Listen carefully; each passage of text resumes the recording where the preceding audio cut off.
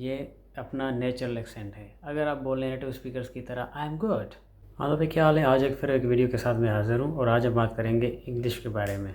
जी हाँ, आप सही सुन रहे हैं, इंग्लिश के बारे में। काफ़ी सारे दिमाग में सवाल आते हैं कि कहीं पर जाते हैं, इंग्लिश आप बोल लेते हैं, किसी भी लेवल पे बोलते हो, बेसिक लेवल पे बोलते हो, इंटरमीडिएट लेवल पे बोलते हो या एडवांस लेवल पे बोलते हो, तो उस पर हम बात करेंगे कि हमेशा सुनने में आता है कि आपका एक्सेंट ऐसा है, आपका एक्सेंट वैसा है, आपकी ये चीज़ ऐसी है, आपको बोलना नहीं आता, आप इंग्लिश पे अपनी काम करें। और कई कई जगह हम चीज़ों को सही से समझ नहीं पाते। उनमें से एक चीज़ ये है कि हमें समझना पड़ेगा फैक्ट्स एंड फिगर्स के साथ क्या सही है और क्या गलत, कौन इंग्लिश सही बोल रहा है कौन गलत। अब जैसे भाई मैं अपनी यूनिवर्सिटी में होता था बैचलर में, वहाँ पर तो अपनी जो है मदर टंग बोली जाती है। अगर ग्रुप के अंदर कोई इंग्लिश बोलता था तो क्या होता था कि कोई ना कोई दोस्त हंसता था एक दूसरे पे, कोई कह देता था कि आपकी इंग्लिश ऐसी है वैसी है, आपका एक्सेंट ऐसा है, आप अपनी इंग्लिश में काम करें, ये करें वो करें। हकीकतन वो खुद नहीं जानता था इंग्लिश के मेरी इंग्लिश कैसी है, और जजमेंटल हो जाते थे। हमारे लोग जजमेंटल भी हैं। उसी टाइम से जो है मेरे दिमाग में ख्याल आया कि इस चीज़ को समझना चाहिए कि डिफरेंसेस क्या हैं और क्या चीज़ सही है, क्या चीज़ गलत है, क्या वाकई एक ही साइड है या इसकी कितनी साइड्स हैं। और उसके अलावा रिसेंटली मेरे साथ एक्सपीरियंस हुआ कि मैं स्पेन गया था इरास्मस प्लस पे।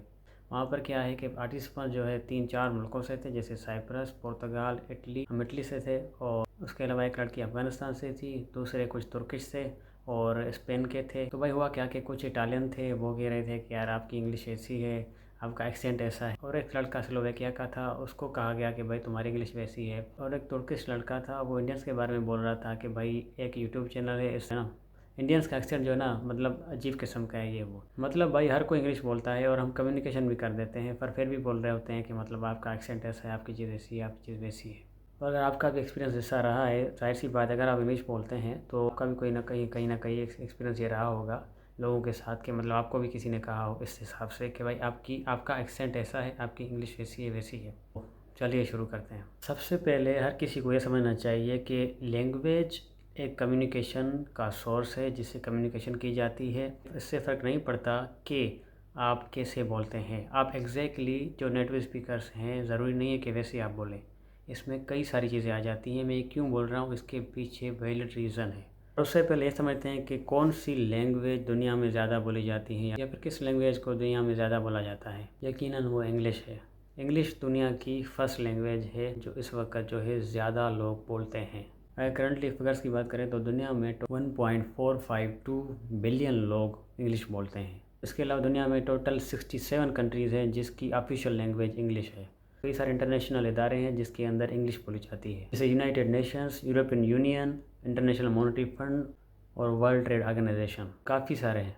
यही नहीं बल्कि 55% जो इंटरनेट है वो इंग्लिश में है। और इसके अलावा ये करेंटली ज़्यादा पढ़ी जाने वाली लैंग्वेज है। तो भाई थोड़ा हिस्ट्री को देख लेते हैं। हिस्ट्री की अगर बात करें तो फर्स्ट लैंग्वेज का जो इस्तेमाल हुआ था वो अफ्रीका में हुआ था, होमो सेपियंस ने जो किया था, जो कि आज से 50,000 से 150,000 ईयर्स अगो इस्तेमाल किया गया।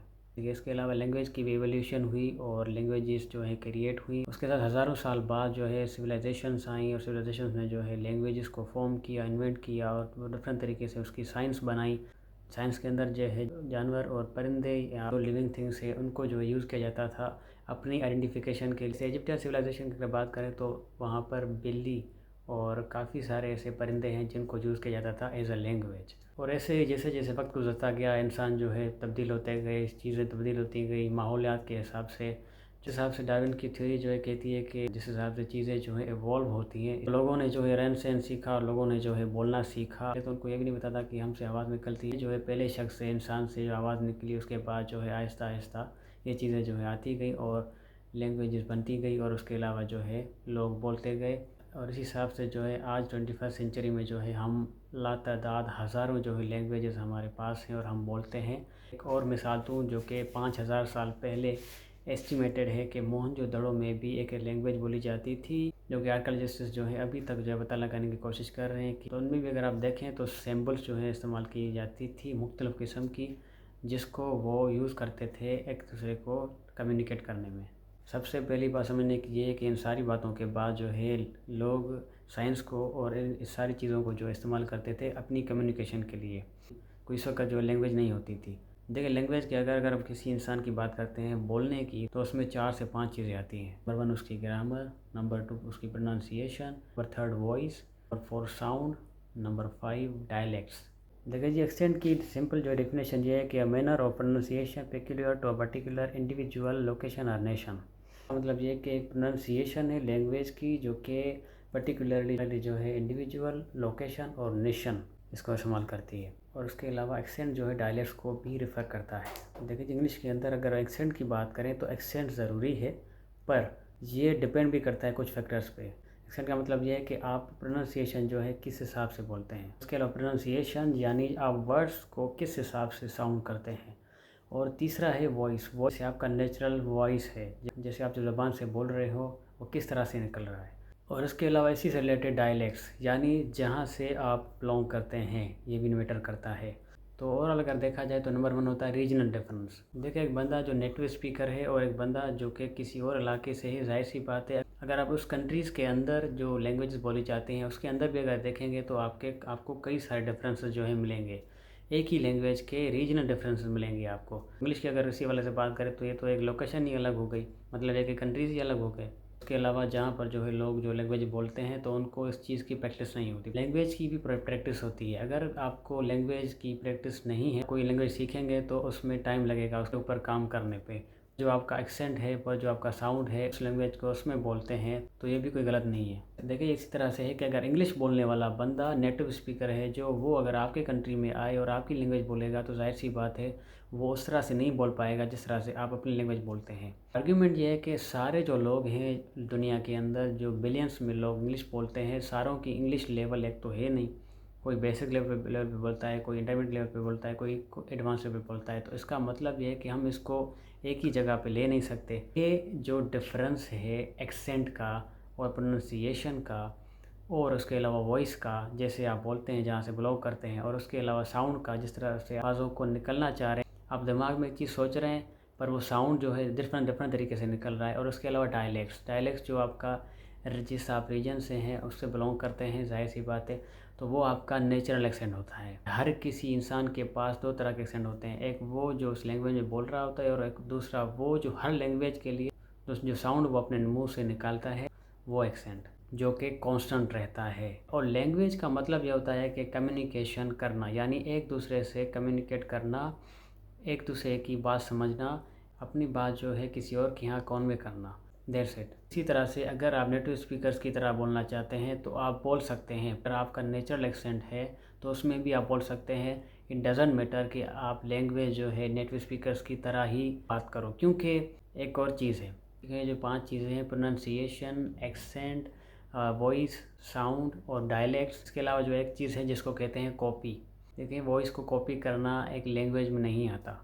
अगर आप किसी का वॉइस कॉपी करते हैं, जैसे नेटिव स्पीकर्स हैं, जैसे आप बोलते हैं, ये भी सही है, पर ये दोनों की जो प्रोनाउंसिएशन है वो करेक्ट है।